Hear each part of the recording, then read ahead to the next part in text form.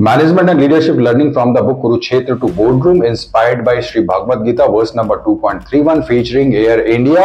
मोदी ने तो पूरा देश भेज दिया, एयर इंडिया भी भेज दिया, रेल भी भेज देंगे, लेकिन क्या जानते हैं कि एयर इंडिया बेचने के पीछे कारण क्या था? ये कौन से दो लोग थे जिन्होंने एयर इंडिया को हजारों करोड़ों का नुकसान डलवा दिया? समझने की कोशिश करते हैं कि भगवत गीता क्या लीडरशिप लेसन देती है और क्या होना चाहिए था on the basis of verse 2.31 और एयर इंडिया ने क्या किया। Point number 1 is corporate social responsibility. कहानी है 2005 की। एयर इंडिया पहले से ही घाटे में डूबी हुई थी, हर साल करोड़ों का नुकसान था।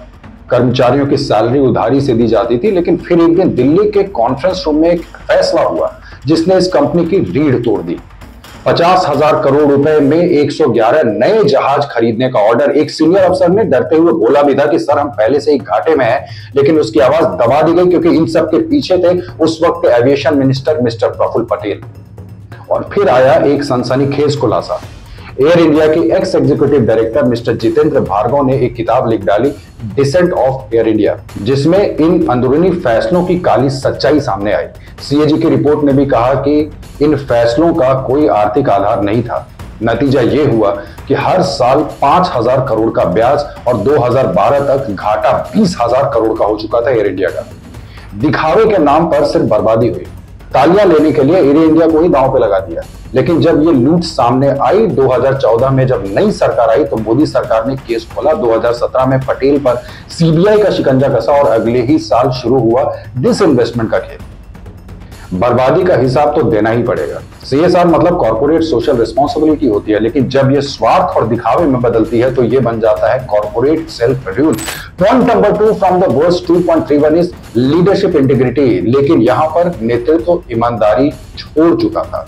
साल था 2007। दिल्ली के राजीव गांधी भवन के बंद कमरों में अचानक एक ऐलान होता है, आज से एयर इंडिया और इंडियन एयरलाइंस का मर्जर होगा। कमरे में सन्नाटा छा गया, क्योंकि ये ऐसा था कि जैसे दो बीमार मरीजों को जोड़कर डॉक्टर ये कह रहा हो कि अब दोनों मिलकर सेहतमंद हो जाएंगे।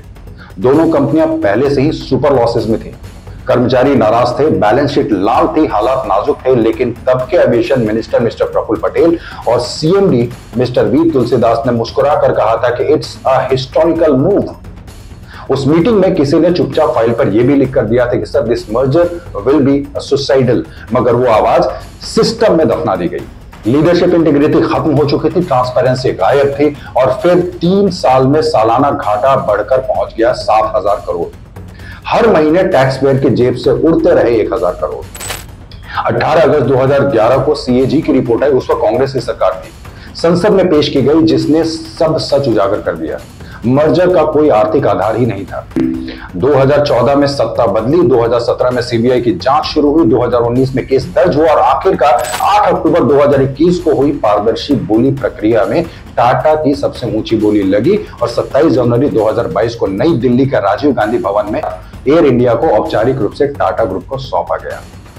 इंटीग्रिटी ही लीडरशिप की असली ताकत होती है। जब लीडरशिप गलत फैसलों को ढकने लगती है तो पूरी कंपनी को उसकी कीमत चुकानी पड़ती है और बाजार में भरोसा टूट जाए तो मुनाफा नहीं सिर्फ घाटा ही निकलता है।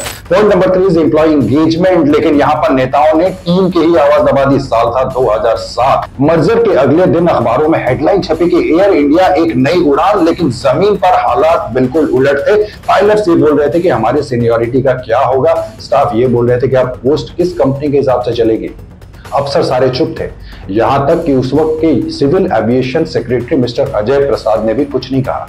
एक पायलट ने तो ये तक कह दिया था कि सर हमने 2 घर जोड़ दिए लेकिन छत डालना ही भूल गए। हड़तालें शुरू हुई, मामला कोर्ट तक पहुंचा, उड़ानें रद्द हुई, मीडिया चीख पड़ा कि tax payers money grounded. CAG report 2011 में भी ये कहा गया कि एम्प्लॉय मोरल वाज शैटर्ड। गलती ये थी कि एचआर पॉलिसी क्लियर नहीं, टीम से कोई कम्युनिकेशन नहीं था। प्रफुल्ल पटेल और सीएमडी मिस्टर तुलसीदास ने सिर्फ कागज पर मर्जर किया था, लोगों के जज्बात भुला दिए गए थे। डिसेंट ऑफ एयर इंडिया किताब में मिस्टर जितेंद्र भार्गव ने इस बर्बादी को इतना ज्यादा डॉक्यूमेंटेड किया कि प्रफुल्ल पटेल ने उन पर मानहानि का केस ठोक दिया। 2014 के बाद सत्ता बदली तो सरकार में विनिवेश की प्रक्रिया में कर्मचारियों के हित भी देखे, उनके पेंशन, बकाया और भविष्य सुनिश्चित रखने के लिए शर्तें तय की ताकि पुराने घाव और गहरे ना हो। और आखिरकार 8 अक्टूबर 2021 को टाटा ने ऊंची बोली लगाई 18,000 करोड़ और टेक ओवर किया। 2,700 करोड़ कैश था, 15,300 करोड़ रुपए एयर इंडिया के कर्ज के रूप में उन्होंने लिया। उस वक्त एयर इंडिया पर कुल कर्ज 62,000 करोड़ के आसपास था, जिसमें से लगभग 46,000 करोड़ सरकार ने खुद अपने special purpose vehicle air India asset holding limited में ट्रांसफर किया। 15,300 करोड़ का लोन टाटा ने अपने ऊपर लिया। एम्प्लॉय एंगेजमेंट कोई मेहरबानी नहीं है, ये जरूरी है, क्योंकि जब टीम आपके साथ नहीं होगी तो आपके फैसले सिर्फ कागज के टुकड़ों तक सिमटेंगे। लिसनिंग लीडरशिप का पहला कदम है। Fourth point is adaptation to change. लेकिन यहां पर समय के साथ कोई नहीं बदला। 2011 तक एयर इंडिया का मार्केट शेयर गिरकर 40% से सिर्फ 14% तक रह गया, और उस वक्त इंडिगो जैसी कंपनी 60% से ज्यादा मार्केट अपने नाम कर चुकी थी। एयर इंडिया को बदलाव कभी स्वीकार नहीं था। 2006 के बाद इंडिगो और स्पाइस जेट ने कम खर्च, तेज सर्विस और टाइम पाबंदी के साथ उड़ान भर रहे थे, लेकिन एयर इंडिया अब भी पुरानी लाल फीताशाही में ही जकड़ी हुई थी। 2007 की एक मीटिंग में एक सलाहकार ने चेतावनी भी दी थी कि बैलगाड़ी दौड़ा रहे हो, बाकी सब जेट दौड़ा रहे हैं, मगर जवाब वही पुराना था कि हम तो हमेशा से यही करते आए हैं, हमें कोई प्रॉब्लम नहीं होगी। इस ठहराव की जिम्मेदारी थी सीएमडी मिस्टर वी तुलसीदास और एविएशन मिनिस्टर, जिन्होंने ना कोई रणनीतिक बदलाव लाया, ना ही टेक्नोलॉजी में कोई निवेश किया। डीजीसीए ट्रैफिक डेटा 2011 और जितेंद्र भार्गव की किताब डिसेंट ऑफ एयर इंडिया में भी इस गिरावट की जड़ में यही रिजिड माइंडसेट बताया गया। जो संगठन समय के साथ नहीं बदलता वो धीरे धीरे दौड़ से बाहर हो जाता है। बिजनेस में परंपरा नहीं, एजिलिटी ही असली ताकत होती है। फिर 2014 आया, मोदी सरकार ने एयर इंडिया के टर्न अराउंड के लिए बड़ा कदम उठाया। 30,000 करोड़ का टर्न अराउंड प्लान आया। घाटा 2018 तक घटकर 4,600 करोड़ तक आ गया, और आखिरकार 2023 में टाटा ग्रुप एयर इंडिया ले चुका था। 470 नए विमानों का रिकॉर्ड ऑर्डर कराकर एयर इंडिया को दोबारा उड़ान भरने के लिए तैयार किया गया। संगठन की असली ताकत उसकी एजिलिटी होती है, क्योंकि मार्केट बदलता है, ग्राहक बदलते हैं, और अगर लीडरशिप न बदले तो कंपनी गिर जाती है।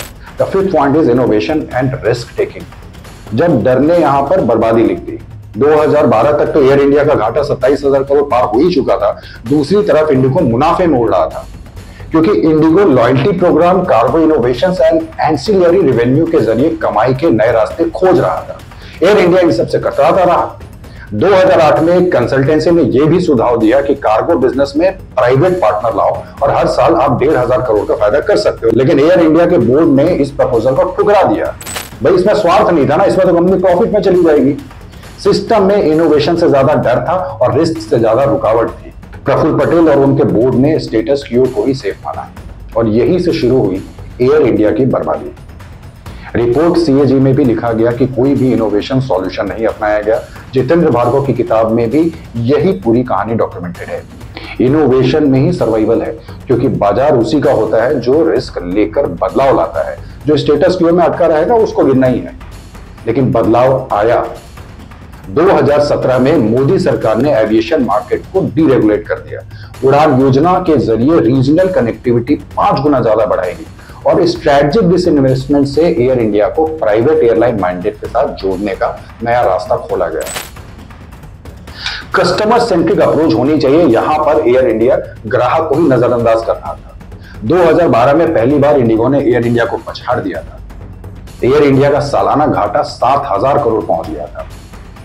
2009 के बाद लोग ऐसा कहने लगे थे कि छोड़ो यार, इंडिगो पकड़ लो, फ्लाइट्स तो लेट ही होने वाली हैं, लंबे लाइन थी। क्रू ये बोलता था कि सर हमें क्या पता, ग्राहक का भरोसा टूट चुका था, और इसकी जिम्मेदारी प्रफुल्ल पटेल और सीनियर मैनेजमेंट ही थी, जिन्होंने कभी कस्टमर एक्सपीरियंस को कोर प्रायोरिटी नहीं माना। डीजीसीए रिपोर्ट 2022 का data, the Hindu, times of India archives और जितेंद्र भार्गव की डिसेंट ऑफ एयर इंडिया में यही सब लाइन्स है। ग्राहक की अनदेखी कंपनी की बर्बादी ही होती है। कस्टमर ही किंग है, उसकी लॉयल्टी मिलना मुश्किल है, लेकिन खो देना बहुत आसान है। जो ब्रांड ग्राहक को सुनना छोड़ देता है, ग्राहक भी उसे चुनना छोड़ देता है। 2014 ने खेल बदल दिया। मोदी सरकार ने पंक्चुअलिटी और कस्टमर सेटिस्फैक्शन को टॉप प्रायोरिटी बनाया। 2023 तक ऑन टाइम परफॉर्मेंस 80% प्लस तक पहुंच गई। टाटा टेकओवर के बाद कस्टमर सेटिस्फैक्शन दोगुना हो गया।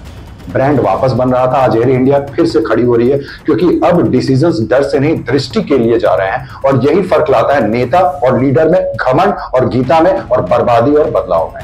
ये एपिसोड आपको कैसा लगा कमेंट जरूर करें। नेक्स्ट वीडियो में हम कवर करेंगे leadership and management from verse number 2.32 from Shri Bhagavad Gita.